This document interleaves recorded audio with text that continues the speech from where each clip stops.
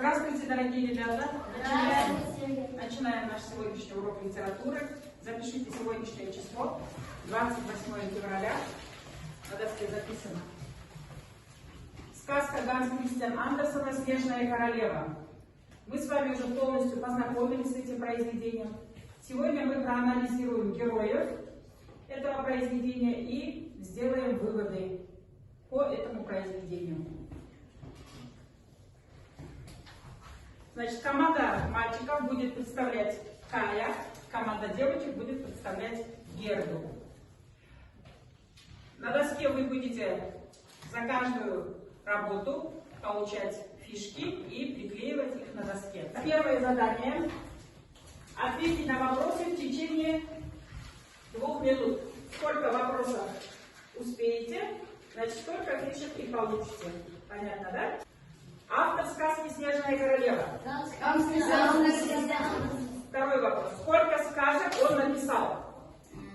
Есть ответ? Нету, да? Дальше третий вопрос. Кто в сказке является носителем зла? Так, еще. Так, хорошо. Следующий вопрос. В каком образе предстала Снежная королева во время первой встречи с Каем? Есть ответ? Нет, следующий. Он и представить себе не мог более умного, более пленительного лица. Она представлялась ему совершенством. Кто? Снежная королева. Следующий вопрос.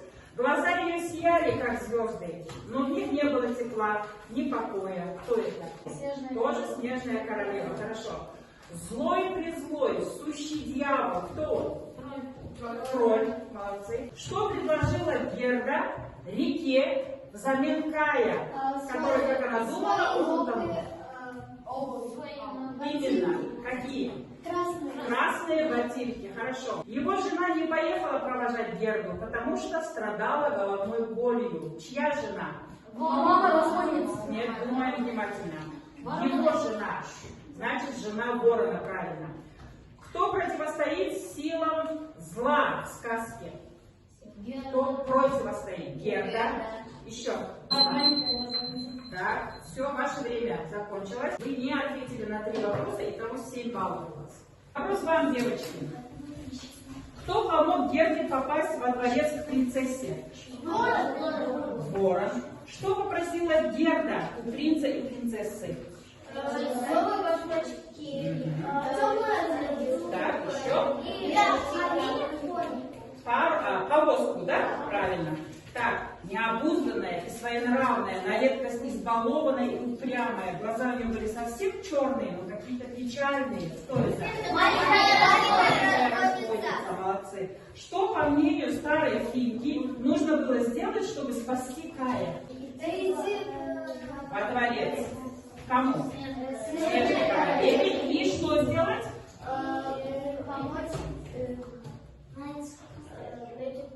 Хорошо. Дальше. Так, какое слово складывал из льдинок Кай? Вечность. Слово вечность. Все доброе и прекрасное почти исчезало, а все плохое и безобразное бросалось в глаза и выглядело еще отвратительнее, отражаясь в чем? Стекло. Зеркало. Волшебное зеркало. Какие качества характера и чувства помогли Герде спасти Кая? Храбрость, смелость, любовь к Каю. Хорошо. Какие цветы были любимыми у Герды и Кая? Розы. Сколько раз укусила маленькая разбойница свою мать? Один раз? Два раза. Из чего была сделана карета Герды, которую ей дали принц и принцесса? Из золота. Хорошо, молодцы, ответили на все вопросы. Да? Итого у вас 10 баллов. Пожалуйста. Так, пока девочки берут свои цветочки, следующее задание называется мозаика. Знаете, что такое мозаика? Да. Нужно собрать элементы, и у вас выстроится картина, да? Значит, ваша задача построить эту картину, но не только построить, узнать, что это за эпизод, и коротко рассказать о нем, об этом эпизоде. Задание понятно?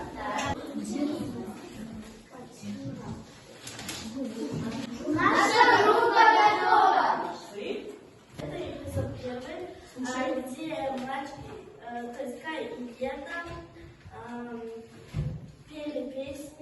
Арлса. Они здесь радостны, это до происшествия того, что Снежная королева забрала край.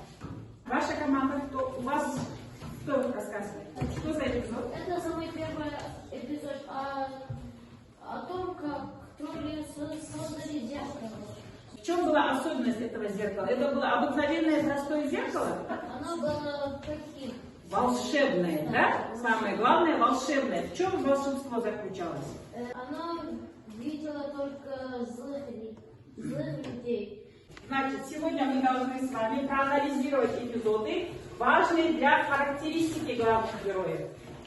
Значит, мы должны будем характеризовать героев, да? При помощи каких частей речи обычно дают характеристику? Имена, прилагательные. Хорошо. Характеризовать героев при поддержке учителя и отвечать на вопросы. Понятно, да? Хорошо. Следующее задание. Вы должны узнать героев. В тетрадях по порядку пишем. Готовы? Так, первые 4 героя, пожалуйста, мальчики. Атака. Большой соломенной шляпе, расписанной чудесными цветами. Бабушка, умеющая колдовать. Бабушка? Старушка. Да, старушка. Так, второй персонаж, Суханали. Необычайно прекрасная, была вся изо льда, и ослепительно сверкающая льда, и одна живая. Снежная королева. Да, хорошо. Вероника, третья.